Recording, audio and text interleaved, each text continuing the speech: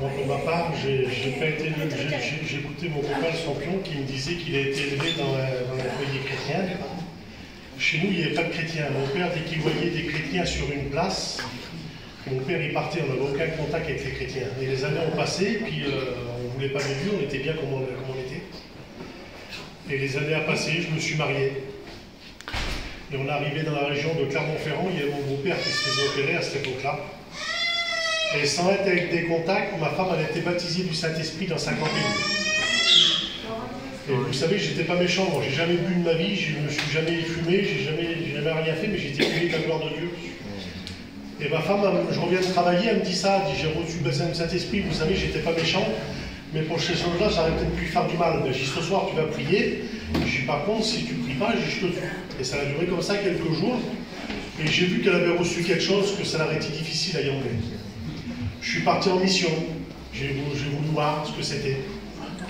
Et Varnou, on a une grande famille. Varnou, je suis le plus jeune des garçons, moi, vous savez. Je suis le plus jeune des garçons. Et puis, je suis parti tout l'été en mission comme ça. J'ai fait l'expérience avec Dieu. Je savais que c'était la vérité. Pour mon couple plus court, je me suis baptisé. Vous savez, ça va faire 30 ans que je suis baptisé. Bon, Dieu. Vous savez, on peut regretter pas mal de choses. Vous savez, dans la vie, on peut regretter. Des fois, on fait des mauvais choix. C'est la plus belle chose que j'ai pu faire. Bénisse à Dieu. J'ai un foyer chrétien, je ne suis pas le meilleur des chrétiens, bien loin de là. Mais on essaye de s'efforcer. Vous savez, c'est la plus belle chose que j'ai pu faire dans ma vie. Pour celui au sein qui n'a pas le fait, faites-le. C'est très important, le Seigneur est à la porte. Alléluia. De notre Dieu ce soir. Amen. Nous n'avons pas besoin de le voir, nous savons qu'il est ici. Amen. On n'a pas besoin de le toucher, lui, il va nous toucher. Amen. Et nous savons en qui nous avons cru. Amen. En celui qui a les paroles de la vie éternelle, en celui qui n'a pas honte de variation, qui ne change pas, qui demeure toujours le même hier, aujourd'hui et éternellement. Amen. Je sais en qui j'ai cru depuis 44 ans que j'ai cru en lui. Depuis 36 ans que je prêche la parole, je sais en qui j'ai cru. Je sais que ce soir, c'est peut-être une soirée particulière, non pas parce qu'un homme vous parle, mais parce que Jésus est capable de parler au milieu de nous ce soir. Nous voulons écouter la voix d'un homme, c'est bien. Écouter la voix de Dieu, c'est beaucoup mieux. Amen. Et ce soir, nous voulons l'écouter, cette voix. Et dans la Bible, dans le psaume 29, il nous est parlé d'une voix extraordinaire. C'est la voix de Dieu. C'est le bruit de grandes eaux. C'est le bruit de grandes sources d'eau. La voix de Dieu, elle fait rugir le lion. La voix de Dieu dépouille les forêts. La voix de Dieu, elle brise les cèdres du Liban. Il est capable de briser les cœurs les plus durs, les cœurs de pierre. Elle est capable de briser. Alléluia. Ce soir, c'est un soir peut-être comme les autres pour toi, mais pas pour moi. Il y a des soirs où tout peut changer. Il y a des soirs où tout peut être bouleversé, où tout peut être transformé, parce qu'il change tout, il transforme tout, il touche tout, il voit tout, il connaît tout. Et il connaît mon cœur, mais il connaît le tien. Alléluia. Et ce soir, je pense qu'il y a des soirs comme ça, où il peut se passer des choses extraordinaires. Il se peut passer des moments avec Dieu extraordinaires. Et ces soirs, eh bien, peut-être que ça en fait partie ce soir. Je ne connais pas ta vie, merci Seigneur. Je ne vous connais pas, merci Seigneur. Comme ça, je vise personne. Amen. Merci à Dieu. J'aimerais faire une petite lecture avec vous dans la parole de Dieu. Maintenant, on va rentrer dans le message du Seigneur. Je ne vais pas prendre trop de temps, je ne vais pas vous tenir trop longtemps. Ce n'est pas trop la peine, hein, mais je pense que ce soir, il y a un mot pour chacun, chacune, pour celui qui veut le recevoir. Éphésiens 4, au verset 5, il nous dit cette parole. Il y a un seul Seigneur. Amen. Il n'y en a pas 50. Amen. Il y a un seul Seigneur. Amen. Il y a une seule foi en Jésus-Christ. Gloire à Dieu. Il y a un seul baptême. Il y a un seul Dieu. Gloire à Dieu. Et Père de tous. La gloire, Seigneur. Il est au-dessus de tous. Et il est en tous. Alléluia. Amen. Et ce soir, mon Dieu, il est là. Amen. Mon Seigneur est là. Amen. Et c'est poussé par l'Esprit que les hommes ont parlé de la part de Dieu. J'ai parlé de la part de Dieu dans maintes régions, dans maintes pays, dans maintes puissances. J'ai parlé de Dieu dans les cathédrales dégagées par des catholiques. Et à chaque fois que nous parlons de lui, il se passe des choses extraordinaires. Parce que lui n'est pas limité dans la bénédiction. Lui n'est pas limité dans ce qu'il dit. Tout ce qu'il dit, son bras puissant l'accomplit. Je dis merci au Seigneur. Amen. Alors il y a des soirs pas comme les autres. Et on va rester sur ce mot ce soir. Le mot ce soir, cet instant, ce moment, il est choisi par lui, il est dirigé par lui, il est conduit par lui. Il y a des soirs comme ça. Et ce soir, j'en suis sûr et certain que Dieu va diriger cette soirée. Oui, parce que le Saint-Esprit a parlé à mon cœur. Vous avez senti la puissance de Dieu, la présence de Dieu. Et quand Dieu il est là, il se passe des choses extraordinaires. Oui, non. J'aimerais vous dire que là, 55 ans, j'aurais voulu être à votre place en arrière. J'étais qu'un enfant de 7-8 ans. J'aurais voulu écouter ce que vous allez écouter ce soir. Oh, j'aurais voulu ça ce soir. J'aimerais vous le dire tout à l'heure, je vous le dirai tout à l'heure. Ça fait 55 ans en arrière. J'aimerais avoir, que quelqu'un vienne chez moi et me parler de ce Dieu merveilleux. On ne connaissait pas Dieu, on ne savait pas qui était Dieu. Eh bien, j'aurais aimé, là, 55 ans en arrière, qu'un homme vienne me parler de Dieu. Il y a des soirs comme ça. Et ce soir, c'est un moment important. C'était un soir dans la parole de Dieu, dans les actes des apôtres. Il nous a dit que c'était un soir. On va arrêter deux hommes, Paul et Silas. On va les arrêter parce qu'ils prêchaient le Christ. Peut-être mieux que moi, sûrement mieux que moi. Sûrement plus puissant que moi. Mais ils prêchaient le Christ. Et c'est le même que nous prêchons ce soir. Voilà 2000 ans il prêchait. Eh bien c'est encore le même. Et lui, il n'a pas changé. Il est le même, la Bible nous dit. Il est le même aujourd'hui, éternellement. Il est le même. Alors l'apôtre Paul et Silas, quand ils parlaient de Dieu, parce que quand on parle de Dieu, on a toujours des ennemis. J'ai toute ma famille ce sont mes ennemis parce que je suis un chrétien. Tant pis pour mes ennemis. Je sais qu'un jour ils deviendront mes amis. Amen. Je sais qu'un jour ils deviendront mes frères. Amen. Comme vous êtes mes frères, comme vous êtes mes sœurs. Je sais qu'un jour Dieu va toucher leur cœur parce que Dieu est vivant. Alléluia. Je dis amen à la parole. Amen. Paul et Silas sont arrêtés ce soir-là. Ils vont les rouer de coups et ils vont les jeter en prison comme des malfaiteurs, comme des malpropres, parce qu'ils annonçaient la vérité. La vérité, c'est qu'ils te connaissent, toi, le seul vrai Dieu. C'est ça la vérité que nous prêchons aujourd'hui. C'est qu'ils te connaissent, toi, le seul vrai Dieu. Et quand ils sont arrêtés, on les remet à un petit homme qui est là.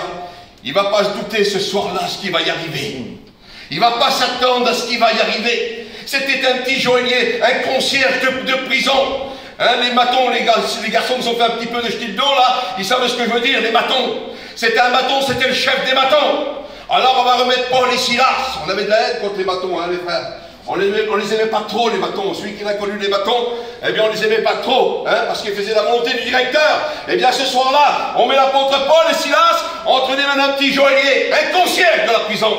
Pour lui, c'était son métier. Pour lui, il ne croyait pas ce soir-là qu'il allait se passer quelque chose dans la prison. Peut-être que tu ne t'attends pas ce soir à quelque chose. Peut-être que ce soir ton cœur est fermé et que dans quelques instants, il peut s'ouvrir dans la prison du Seigneur. Tu ne t'attends pas, peut-être que tu es rétrograde et que ce soir tu peux revenir de tout ton cœur à Jésus. Tu ne t'attends pas que Jésus peut te guérir, changer ton profond, transformer ta vie. Tu ne t'attends pas à cela. Et bien si tu ne t'attends pas à cela, ce soir, Jésus peut faire quelque chose. Et ce soir-là, dans cette prison-là, eh bien, ces deux hommes sont emprisonnés. On leur met des chaînes aux pieds, aux mains, et on les met dans le cachot à l'intérieur de la prison. Oh, j'aurais aimé rencontrer ces hommes-là. Quel privilège ils ont eu dans la prison de voir ces deux hommes de Dieu, Paul et Silas. Ils vont chanter, la Bible dit, et au milieu de la nuit, ils se mettent à prier. Parce qu'un chrétien, là où il est, il prie Seigneur. Dans les hôpitaux, dans les prisons, n'importe où il est, un chrétien, il prie Seigneur. Parce que personne ne peut empêcher un homme et une femme de prier Dieu. Et ce soir-là, ils ont prié, ils ont chanté. Ils ne s'attendaient pas à ce qui allait se passer dans cette prison. Oh, j'aimerais voilà 55 ans en arrière, j'aurais aimé qu'un homme de Dieu comme Paul et Silas, ou comme notre frère Nanin, ou comme de mes frères étudiants, j'aurais aimé qu'ils viennent chez moi, dans ma vie, dans mon foyer.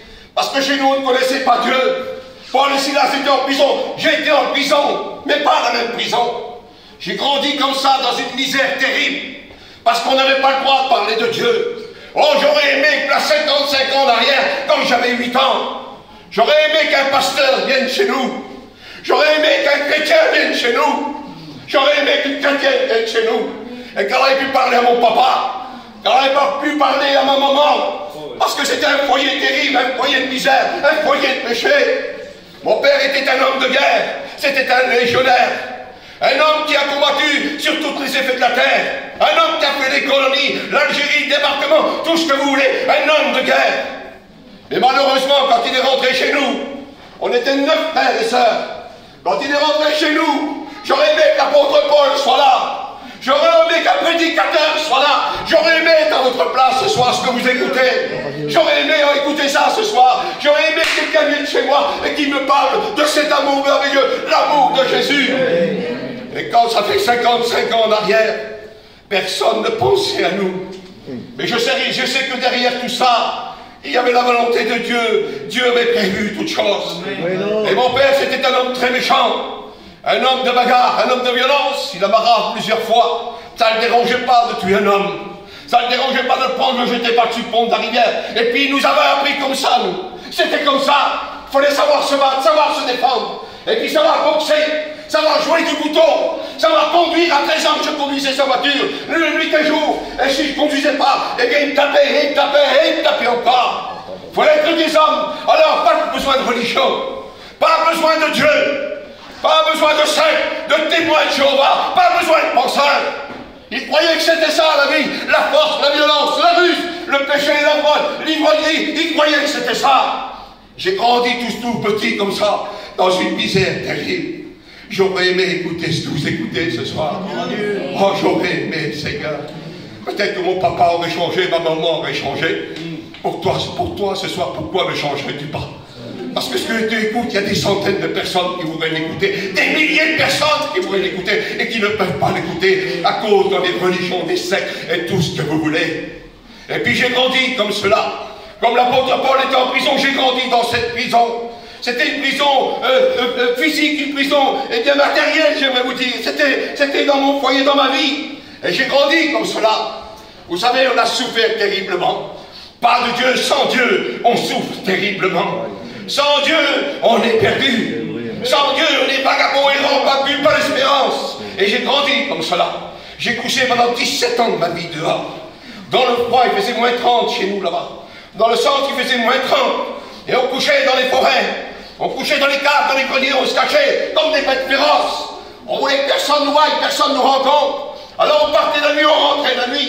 Et on partait comme cela. Pendant 3-4 jours, dans le froid, je couvrais mes petits frères, mes petites soeurs dans des couvertures comme ça. Et puis moi, je me faufilais entre la couverture. Et ma maman déchirait ses mouchoirs. Elle enveloppait de mes pieds, ma petite soeur qui était tout bébé à cette époque-là. Tellement elle pleurait par la froid, la faim, la soif. Et je volais la nuit pour nourrir mes petits frères. Et puis on faisait comme ça. On allait n'importe où, on survivait pour pouvoir survivre, pour pouvoir vivre. Mais on a souffert terriblement.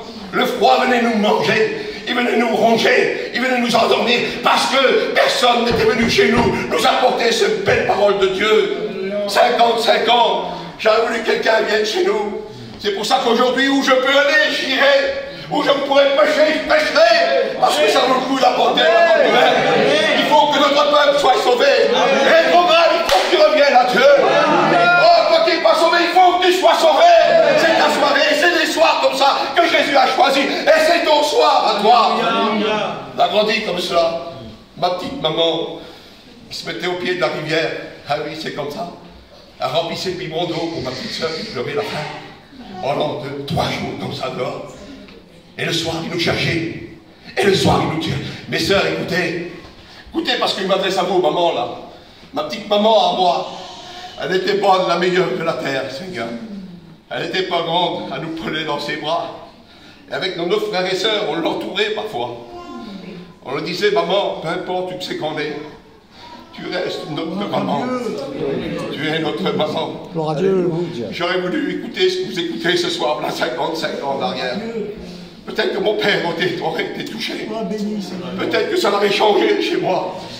Peut-être que cette misère serait arrêtée, je le sais. Si Jésus serait fait connaître à nous, la misère serait arrêtée. Alors on couchait comme ça dehors. Et puis tellement qu'il nous cherchait la nuit, parce qu'il voulait nous taper. Il voulait taper mes grands frères, mes grandes sœurs, il voulait taper. Alors il nous cherchait la nuit. C'était un homme qui avait peur de rien.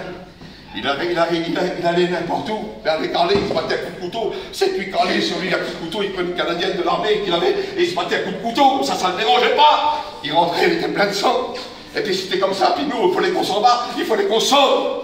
On habitait une petite maison au 2e étage.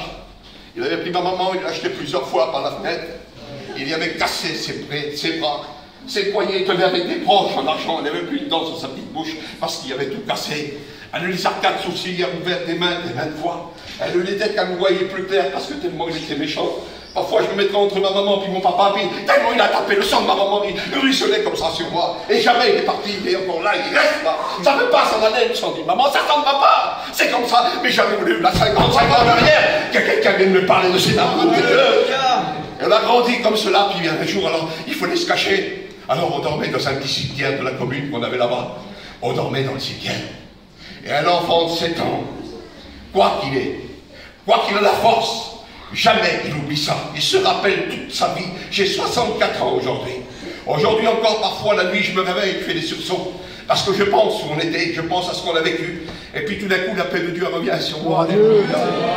Parce que maintenant, je suis son enfant. Amen. J'ai couché 17 ans de ma vie dehors, avec ma maman, mes petits frères, mes petites sœurs. 17 ans de ma vie. Et voilà qu'à l'âge de 17 ans, j'ai rencontré une petite voyageuse haute comme ça, il la connaît sur la petite blonde, parce que c'est ma femme, ça fait 47 ans que je l'ai rencontrée. Et elle est venue chez moi, et puis elle est, parce qu'il n'y a pas que des pleurs, il y a des joies avec Jésus. Alléluia! Dites Amen. Alors, à ce moment-là, eh bien, j'ai rencontré cette petite blonde, parce que son frère, c'était mon copain. Alors, on allait partout ensemble, et puis il dit, je vais te présenter quelqu'un, je vais te présenter ma petite soeur. Ah bon, présente ta petite soeur. Il me la présente, Seigneur, je me suis mis comme ça, là. J'étais mort sur elle, Seigneur. J'ai ta petite soeur, Seigneur, mon père d'amour. Je me suis appuyé avec ta rosée de voiture, je me suis dit, c'est pas possible, c'est ta petite soeur. Elle était tellement belle, tellement jolie. Alors, non, belle, attention. Ah oui, parce qu'il n'y a pas que des peines, hein. On va passer à autre chose. Amen. On va passer dans la joie du Seigneur. Alléluia. Et à l'âge de 17 ans, on s'est mariés tous les deux. On a eu 3 petits-enfants. Ils ont tombé malades, et puis voilà qu'un vieux bonhomme est venu chez nous. Et il a commencé à nous parler de l'amour de Jésus. Un chrétien, c'est terrible, un chrétien. Un chrétien, c'est terrible. Ça vaut 1000 serviteurs de Dieu. Un chrétien qui sait parler avec son cœur. Ça vaut 1000 serviteurs de Dieu. Et je vais vous dire pourquoi. Le petit grand-père, il est venu et il nous a parlé de l'amour de Jésus. Il y a quelqu'un qui t'aime, il s'appelle Jésus. Et il a donné sa vie pour toi. Et il veut changer ta vie. Ah, je me demandais, il est devenu fou. Le vieux fou, là, il est carrément dit non. Il est fou. Et puis il nous a parlé de cet amour de Dieu. Et puis mes enfants sont tombés malades. Mes 2 petits sont tombés malades. Ils ont attrapé la tuberculose. Et puis les docteurs devaient les prendre et les emmener loin de chez moi. Dans les maisons de santé, tout ça. Oh, j'ai dit, c'est pas possible, on va retirer mes petits. Et puis voilà qui vient, le petit grand-père. Je t'avais dit que quelqu'un est aimé. Je t'avais dit que Jésus est capable de guérir toutes sortes de maladies. On était dans une petite salle à dégager, et puis on avait prié pour nos petits ce soir-là. Le serviteur s'est dérangé, et puis je suis venu carrément devant. J'ai dit, monsieur, il paraît que Jésus guérit toutes sortes de maladies. Et il dit, oui, mon gars, il est capable de guérir toutes sortes de maladies. Il est venu la prier pour mes 2 petits-enfants. Ça fait 40 ans, ça. Ça fait 40 ans, ça. Et puis Jésus les a complètement guéris. Alléluia! Alléluia! Et puis un jour, un soir, pas comme les autres, on reste sur le soir. Et puis j'ai pas fini mon message, hein. L'apôtre Paul et Silas se mettent à chanter. Et tout d'un coup, oui, parce qu'il y a le tout à coup de Dieu. Et ce soir, le tout à coup va venir dans ton cœur. Amen. T'as le cœur dur, Jésus va te toucher. Amen. T'as le cœur de pierre, Jésus va te toucher. T'es rétrograde, Jésus va toucher.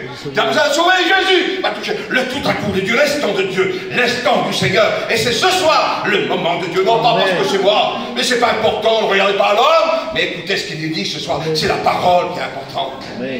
Et à ce moment-là, eh bien, à l'âge on l'a rencontré comme ça, c'était un soir. Et puis là, je n'avais pas encore rencontré Jésus, mais il me dit, tu vas venir avec moi. Je vais t'emmener rencontrer quelqu'un.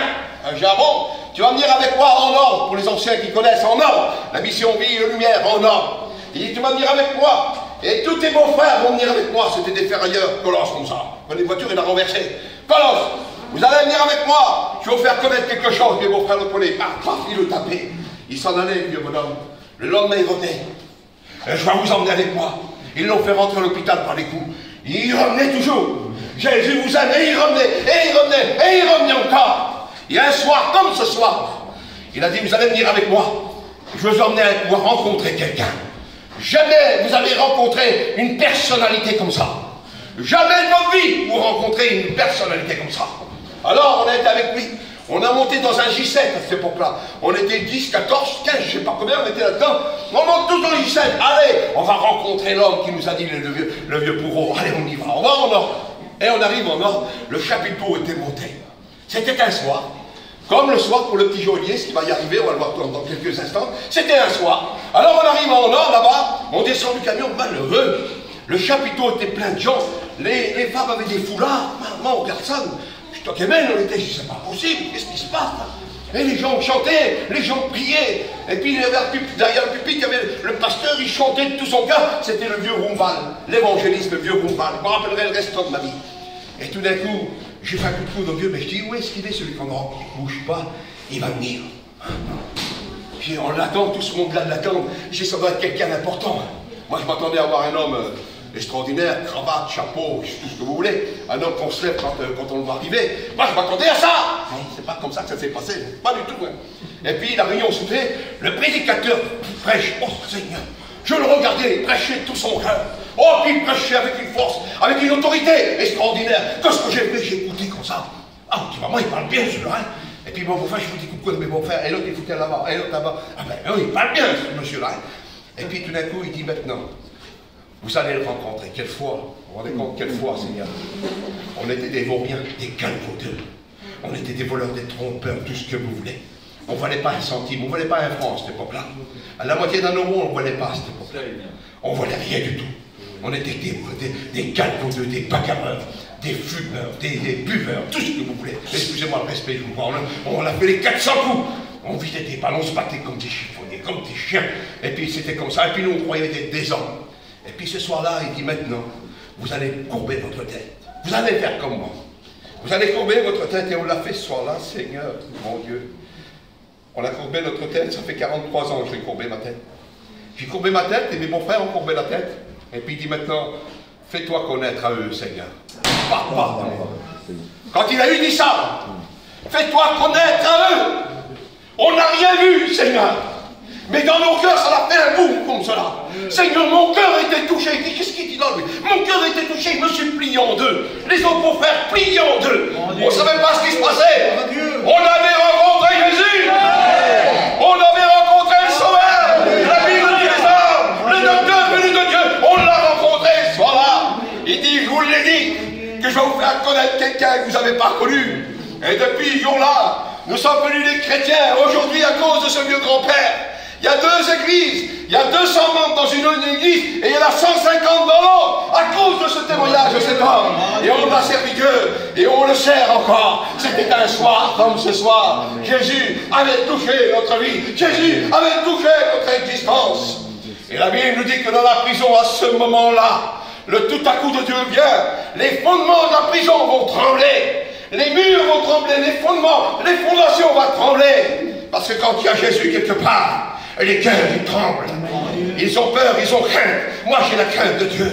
Je sais qu'il est capable de tout. Il est au-dessus des montagnes, il touche les montagnes. Et la Bible nous dit qu'il se met à fumer. Il est capable de tout, notre Dieu. Il est capable de transformer une vie. Il est capable de la changer. Il est capable bien de faire un homme de pierre d'en faire un homme de chair. Il est capable. Pourquoi ce soir comprenez-vous qu'il y a des centaines, on est 3000 prédicateurs dans la mission. Pourquoi comprenez-vous que des hommes de la mission, des prédicateurs que nous sommes, ils ont tout laissé pour que tu puisses connaître Jésus. Ils ont tout abandonné. Il n'y a pas de salaire, il n'y a pas d'argent, il n'y a rien dans la base. Il n'y a que la foi en Jésus-Christ. Ils ont tout abandonné. Espagnol, catalan, mandou, géniche, tout ce que vous voulez, Sinti, tout ce que vous voulez. Ils ont tout abandonné pour servir Jésus-Christ. Que Dieu te bénisse, mon frère. Nous sommes des serviteurs de Dieu et nous en sommes fiers. Alléluia. Prêchons l'amour de Dieu. Ils ont tout laissé. Ils ont tout abandonné. J'étais agent de maîtrise dans une usine de porcelaine de Limoges. C'est pas rien. Je commandais 32 personnes. Gagnais beaucoup d'argent. J'avais ma position, ma maison, ma chasse, ma pêche à moi, ma voiture à moi. J'avais tout ce qu'il fallait à 25 ans. Eh oui, à 25 ans. Mais le tout à coup de Dieu est venu dans mon foyer. Ça l'a bougé, ça l'a tremblé comme dans la prison. Et puis je suis appelé à servir, alléluia. J'ai tout abandonné, j'ai tout laissé. Et puis avec ma petite vieille, on est parti. Ma petite vieille, elle a 67 ans aujourd'hui, c'est normal, c'est ma petite vieille. On a tout laissé. Et on est parti sur les routes. On a été là-bas à Chien. On a fait nos petites études avec nos petits-enfants. C'est parfois il manquait du pain. Mais à des fois il était dur. On s'en foutait. On avait quand même du pain. Qu'il soit dur ou pas, on s'en foutait, on avait quand même du pain. Et on est parti comme cela sur toutes les routes de France. Et puis vous voyez, j'étais un peu moins gros, mais j'ai jamais rien manqué. Le Seigneur m'a toujours donné. Je dis merci au Seigneur pour cela. Eh oui, ils avons tout abandonné. Est-ce que tu crois qu'on l'a fait pour te plaire? On l'a fait pour plaire à Jésus. On l'a fait pour ce qu'on passe. que des âmes soient sauvées, et de la connaissance de la vérité. C'est le seul but que nous avons. C'est le seul salaire. Personne ne nous donne des sous. Les garçons vont pas donner de l'argent tout à l'heure. Et de toute façon, j'en veux pas. Parce qu'on prêche la Bible dans toute la simplicité, qui était dans tout ce que Jésus nous a donné. Allez, portez la parole gratuitement. Alléluia. Dites amen, mes sœurs. Dites amen, mes frères. Amen. On est heureux d'être serviteurs de Dieu. On est heureux d'être chrétiens. Hein, mon frère? On est heureux d'être chrétiens. Parce que celui qui est en nous, il est plus fort que celui qui est dans le monde. Celui qui est en nous, il ravage tout. Alléluia. Ça donne d'y ravager. Combien de fois Satan s'est dressé en face de nous? Le bon Père d'amour, il n'avait pas autorité. Tu vas foutre ce camp là, mon copain. Au nom de Jésus. Au nom de Jésus, tu t'en vas. Parce que nous, on est vainqueurs. Plus que vainqueurs. Parce que c'est lui qui nous rend vainqueurs. Tu es fort, mon frère. Tu es fort, ma soeur. Parce que tu as Jésus dans ton cœur. Personne ne peut te toucher. Ah, les pensées vont dire, mais personne ne pourra toucher. Tu sais pourquoi? Parce que tu étais touché par Jésus. Alléluia. Et ce petit joaillier ne s'attendait pas à cela ce soir. Il croyait faire son petit boulot, faire sa petite journée comme d'habitude. Il a renfermé les deux gaillards, Paul et Silas. Il les a mis en prison. Il est rentré chez lui avec sa petite femme, ses enfants. Il croyait que ça allait se passer comme ça. C'est ce que je pensais aussi, moi. Je pensais que ma vie allait comme ça, moi. Seigneur, je gagnais plein d'argent. Porcelaine de Limoges. Seigneur, vous avez vu ma femme, la porcelaine qu'elle avait? Vous ne l'avez pas, les sœurs, ça je comprends. Ah non, j'avais droit à 400 kilos de vaisselle par mois. Porcelaine de Limoges, on ne faisait même pas attention, mon frère. Aujourd'hui, on mange dans des plats en carton. On mange avec des fourchettes en bois. Et puis des gobelets qui tiennent pas dans la même. Vous avez vu? Et c'est comme ça. Tout a été foutu en l'air. Parce que Jésus, c'est pas ça qu'il veut. C'est pas la porcelaine de Limoges qui veut Jésus. Mais c'est ton cœur. Alléluia. Mon fils, ta fille, donne-moi ton cœur. Alléluia. C'est Jésus qui te demande ce soir. Alléluia. Oh, c'est bon la parole du Seigneur. Alors le petit joaillier, il ne s'attendait pas à ça, lui. Il s'en va se coucher comme d'habitude. C'est peut-être ça que t'as pensé, toi. Je vais venir dans la réunion, puis je vais chez moi. La petite, elle a fait des gâteaux, puis je vais dormir. C'est peut-être ça que tu penses. Mais Jésus, ce soir, va travailler ton cœur. Le petit joaillier dans la prison, son cœur était travaillé. Il ne s'attendait pas à ça. Un seul coup, la Bible dit qu'il se met à prier. Si Paul et Silas, les portes de la prison vont s'ouvrir. Toutes les portes vont s'ouvrir. Il est le seul à pouvoir ouvrir une porte d'un cœur. Il est le seul à pouvoir la fermer. Il est le seul à pouvoir intervenir dans le plus profond d'un cœur. Moi, je vois tes yeux, mais je ne vois pas ton cœur. Mais lui, il te connaît. Une araignée noire dans une chambre noire, dans un coin noir, dans un table noir. L'œil de l'Éternel, là-bas, il te connaît. Il lit dans ton cœur comme dans un livre ouvert. Ce soir, il te connaît particulièrement. Petit joaillier, concierge de ta vie. Elle ne t'appartient pas, ta vie. Elle appartient à Dieu, à Jésus-Christ. Elle ne t'appartient pas. Remets-la entre les mains du Créateur. Béni soit Dieu, le petit joaillier dans sa chambre, sur bas de sa femme et ses petits. Et la Bible dit qu'il entend son mot d'ouvrir. Les portes vont s'ouvrir. Tous les prisonniers sortent dehors. Et là, il a peur, le joaillier. Il savait que si un prisonnier se sauvait, eh bien, le châtiment du prisonnier, il tombait sur lui. Alors, il était mis à mort. Il n'y avait pas de problème, il mourait. Et il a voulu se donner la mort quand il a vu tous les prisonniers libérés. Ah oui, mais l'apôtre Paul et Silas dit non, non, non, attends pas ta vie. Nous sommes tous ici. Et ce soir, si nous sommes là, c'est parce qu'on ne veut pas tenter à ta vie.